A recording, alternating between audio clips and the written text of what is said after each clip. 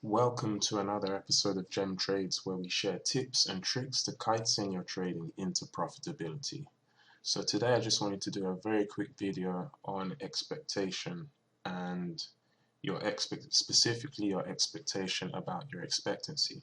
So here we've got E equals average win multiplied by the win rate minus average loss multiplied by the loss rate. And for anyone who's been around for a little while, they will know that this is the equation for expectancy.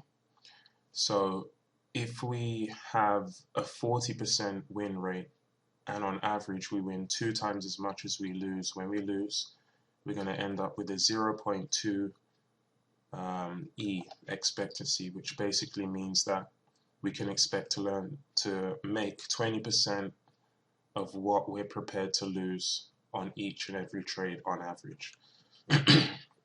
If we then plug in different numbers, if we use 30% and lower the win rate, but we increase the reward to risk ratio, so we bump up from 2 to 1 reward to risk to 3 to 1, we've taken from one side of the equation and added to the other, and we still end up with a 0.2 expectancy, 20% expectancy. So what's the difference? Obviously, as you increase the win rate, you lower the reward to risk naturally, because the market's too efficient for you to be able to have a high win rate and a high reward to risk ratio. So if you borrow from one, you give to the other, and vice versa. But, and here's the fundamental difference, when we have a low win rate and a high reward to risk ratio, we have more variance. So our equity curve will look like this.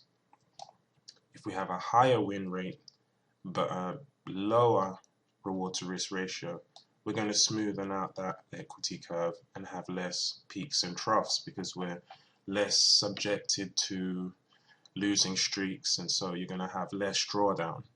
And this obviously has huge ramifications for one's ability to stick to a method. So what I would suggest is, if you can, find a method that has a higher win rate and a lower reward to risk ratio, and increase the frequency of trading so that you smoothen out that equity curve and you're less subject to emotions. If, like most people, you don't have the luxury to find a system that's robust and last the test of time with a high win rate, then you're going to have to learn how to suffer these drawdowns. And where most people give up is right about here. They're trading the system correctly, it's not working, and they give up at this low point here. And that's where everyone capitulates, the emotion gets too much to bear, and they get off the trade, so to speak. They get off the method, and then boom, it goes up from there. So that's it for this video. Remember to like and subscribe if you're enjoying these videos and you find them informative. And as always, stay stupid and follow the plan. See you next time.